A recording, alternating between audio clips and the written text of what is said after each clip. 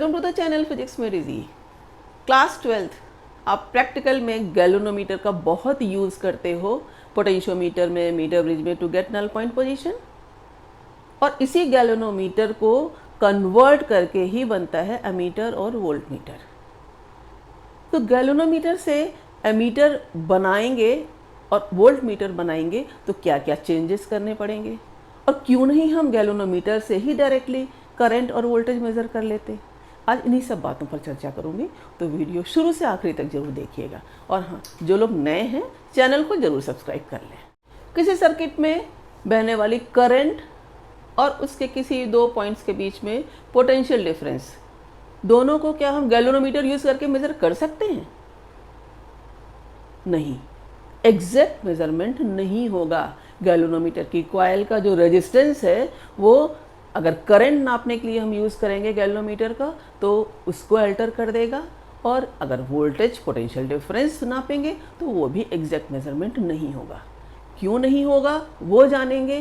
फिर अगर हमें मेज़र करना है करंट और पोटेंशियल डिफरेंस तो गैल्वेनोमीटर में ही क्या चेंजेस होने चाहिए ताकि ये एमीटर बन जाए, करंट को मेज़र कर सके, और वोल्ट मीटर बन जाए, पोटेंशियल डिफरेंस को मेज़र कर सके।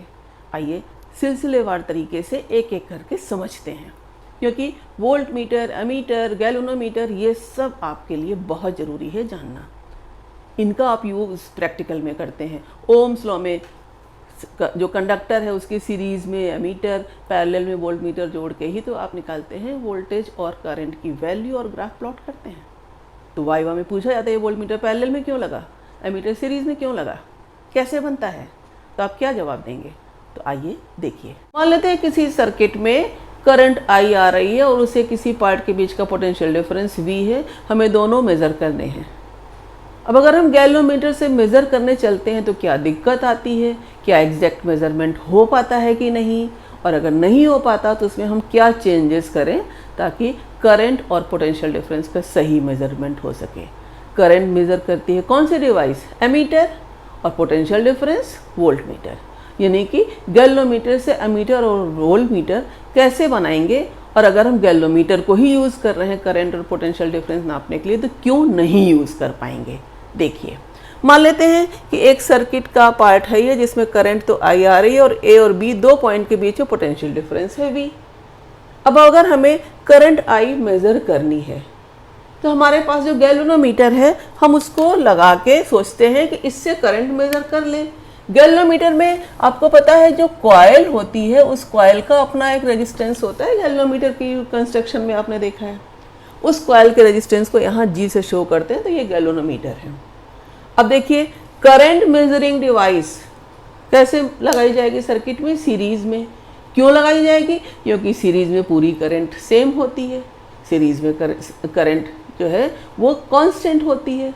अब आपको लगाना है सीरीज़ में वो डिवाइस और करंट पूरी पूरी उससे बहे। होता क्या है कि गैल्वेनोमीटर की कॉइल का जो ये रेजिस्टेंस है वो इस सर्किट के रेजिस्टेंस में जुड़ जाएगा, तो होगा क्या, करंट अल्टर हो जाएगी या करंट का सही मेजरमेंट हो पाएगा। जान लीजिए अच्छे तरीके से गैल्वेनोमीटर से ही हम करंट क्यों नहीं मेज़र कर पाते, क्योंकि उसको सीरीज़ में जब हम लगाएंगे करंट मेज़र करने के लिए तो उसका रेजिस्टेंस और सर्किट का रेजिस्टेंस ऐड होने से करंट चेंज हो जाएगी। कैसा डिवाइस होनी चाहिए, कैसी डिवाइस होनी चाहिए कि वो करंट को मेज़र कर ले और सीरीज़ में भी लगाई जाए। उस डिवाइस का अपना रेजिस्टेंस कम से कम होना चाहिए, तभी तो उसका रेजिस्टेंस जो सीरीज़ में जुड़ रहा है वो कम से कम जुड़े। तो आइडियल एमीटर का रेजिस्टेंस अभी कहते हैं 0 होता है। अब गैल्वेनोमीटर है हमारे पास डिवाइस, तो इसके रेजिस्टेंस को कम करना है। अब रेजिस्टेंस कम कैसे होता है कि दो वायर अगर पैरेलल में जोड़ दिए जाएं, अगर एक है 10,000 ओम का और एक है 1 ओम का, दोनों पैरेलल में जोड़ने रिजल्टेंट आपको पता होना चाहिए 1 से भी कम आएगा, छोटे वाले से भी कम आता है। बस यही बात यहाँ पर यूज़ कर लेते हैं कि हम एक लो रेजिस्टेंस वायर गैल्वेनोमीटर के साथ पैरेलल में लगा देते हैं, और ये अब इसकी वैल्यू अगर S है, इसको शंट कहते हैं, तो अब ये जो डिवाइस हो गई ये पूरी डिवाइस ही हो गई एमीटर, और इस एमीटर से अब करंट का मेज़रमेंट कैसे एग्जैक्टली होगा? आई करंट जो आ रही थी उसमें से मैक्सिमम करंट तो इसी से निकल जाएगी, शंट से होकर आई माइनस आई जी, और यहाँ आकर ऐसे ऐसे आ जाएगी, और गैल्वेनोमीटर से खाली उतनी करंट जाएगी जो इसकी पॉइंटर को डिफ्लेक्ट कर सके। तो अब पूरी करंट यहाँ से जो आई आ रही है, तो उसमें अब आप देख रहे हैं गैल्वेनोमीटर का जो डिफ्लेक्शन होता है वो इस आईजी से फुल स्केल डिफ्लेक्शन होता है।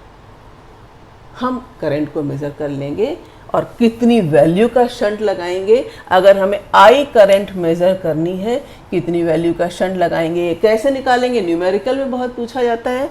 अब आप देखिए ये दोनों पैरेलल में ही तो जुड़े हैं। शंट एक लो रेजिस्टेंस वायर है, जी गैल्वेनोमीटर की कॉइल का रेजिस्टेंस है।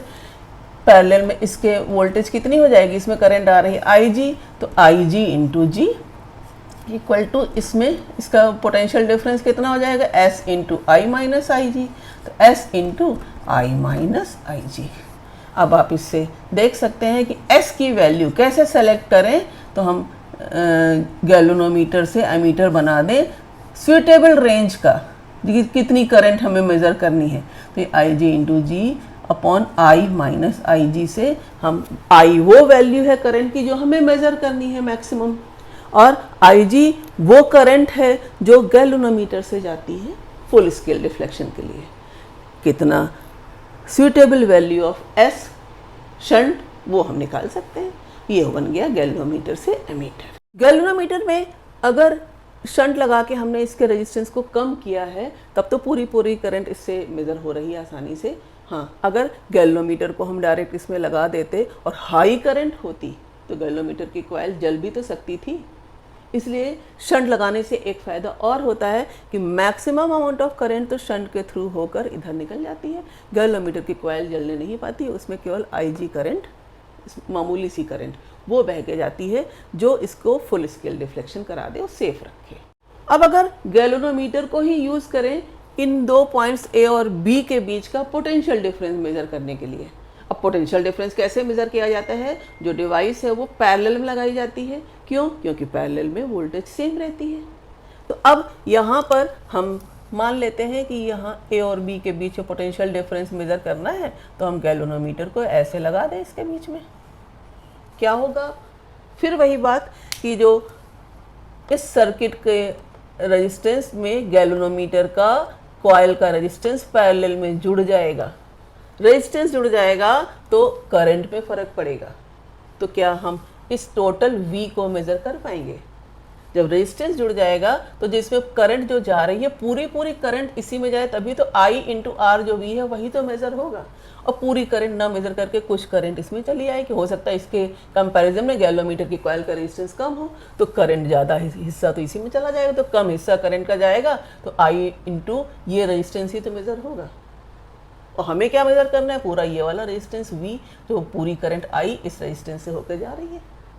मतलब क्या हुआ कि अगर हम सिर्फ गैल्वेनोमीटर लगाते हैं तो गैल्वेनोमीटर से जो करंट ड्रॉ हो रही है उस ड्रॉ होने की वजह से V का एग्जैक्ट मेजरमेंट नहीं हो पाता।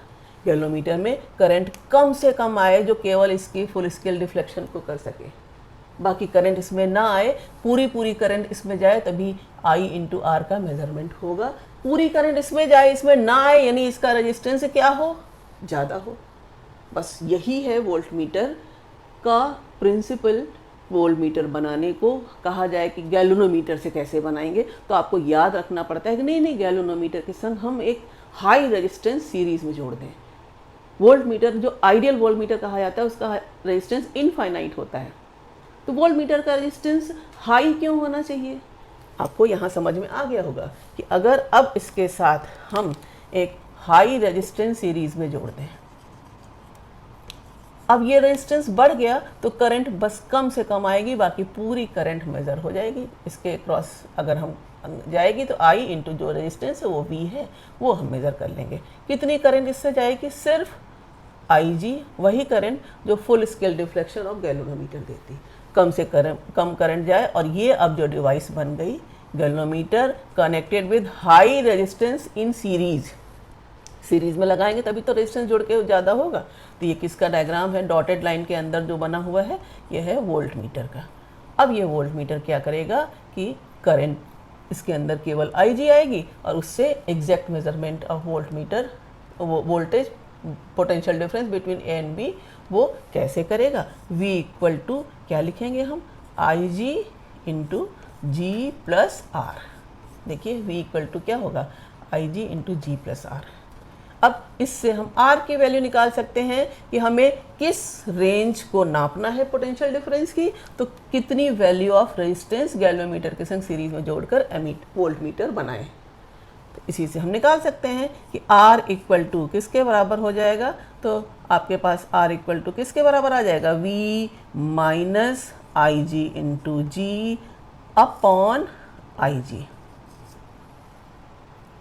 इससे हम वैल्यू निकाल सकते हैं R की, या ऐसे भी लिख सकते हो, आपके पास जैसा न्यूमेरिकल है। आई जी इक्वल टू क्या होगा, करंट इक्वल टू क्या होता है, net potential difference upon net resistance. तो आप लिख सकते हो I G equal to V upon G plus R. तो जैसे भी हो आपको R की वैल्यू निकालनी आनी चाहिए, या मिनिमम करंट जो फुल स्केल डिफ्लेक्शन दे, दोनों चीज़ें आप कैलकुलेट कर सकते हैं।